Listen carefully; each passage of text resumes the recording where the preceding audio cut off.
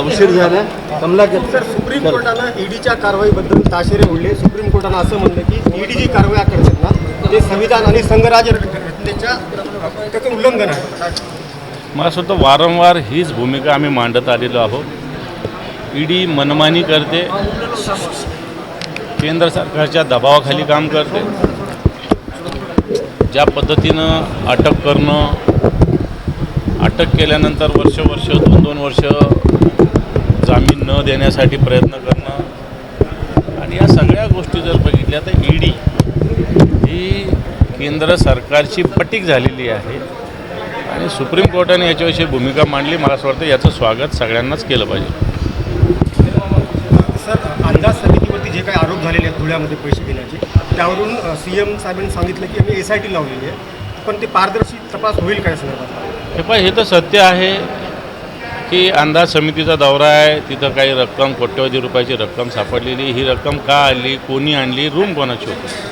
आता मी इथं या रूममध्ये राहिलेलो आहे तर इथली जबाबदारी माझी आहे. या रूममध्ये काही असेल तर इथली जबाबदारी माझी आहे. मला असं वाटतं त्याच्यामुळे ज्याची रूम असेल त्याची ती जबाबदारी, त्याला सगळ्यात आधी अटक केलं पाहिजे. या व्यक्तीला सगळ्यात आधी अटक केली पाहिजे, मग सत्यता बाहेर येईल. SIT होत असतात, वर्ष 2-2 वर्ष त्याच्या चौकशा चालत असतात, लोक विसरत असतात आणि म्हणून त्वरित सगळ्यात आधी इमिजिएट कारवाई ज्याची रूम होती त्याला अटक केली पाहिजे. सगळ्यात पहिली भूमिका आम्ही ठेवलेली आहे.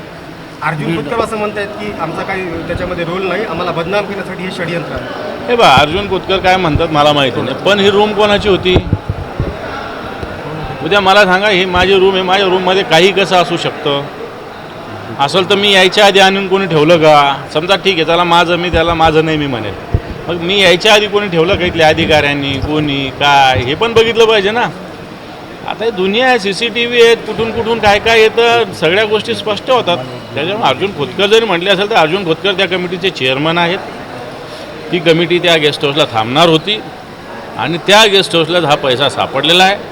त्यामुळं या पैशाचा संबंध या समितीच्या दौऱ्याशी आहे.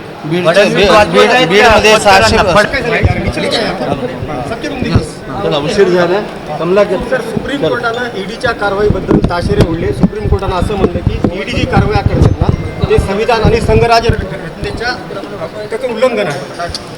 मला असं वाटतं वारंवार हीच भूमिका आम्ही मांडत आलेलो आहोत. ईडी मनमानी करते, केंद्र सरकारच्या दबावाखाली काम करते.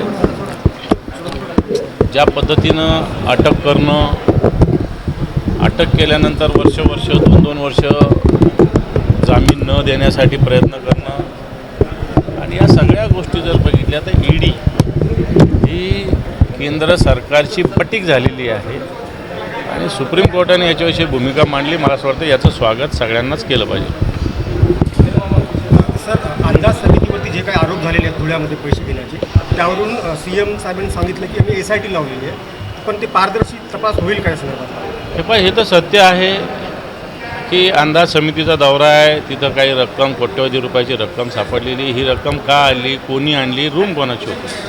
आता मी इथं या रूममध्ये राहिलेलो आहे तर इथली जबाबदारी माझी आहे. या रूममध्ये काही असेल तर इथली जबाबदारी माझी आहे. मला असं वाटतं त्याच्यामुळे ज्याची रूम असेल त्याची ती जबाबदारी, त्याला सगळ्यात आधी अटक केलं पाहिजे. या व्यक्तीला सगळ्यात आधी अटक केली पाहिजे, मग सत्यता बाहेर येईल. SIT होत असतात, वर्ष 2-2 वर्ष त्याच्या चौकशा चालत असतात, लोक विसरत असतात आणि म्हणून त्वरित सगळ्यात आधी इमिजिएट कारवाई ज्याची रूम होती त्याला अटक केली पाहिजे. सगळ्यात पहिली भूमिका आम्ही ठेवलेली आहे.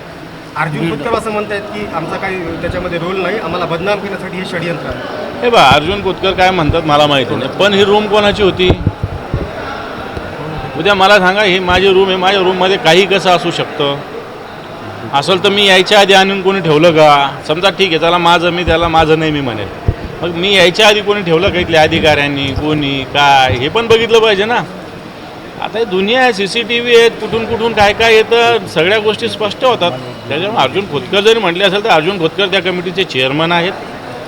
ती कमिटी त्या गेस्ट हाऊसला थांबणार होती आणि त्या गेस्ट हाऊसला हा पैसा सापडलेला आहे. त्यामुळं या पैशाचा संबंध या समितीच्या दौऱ्याशी आहे.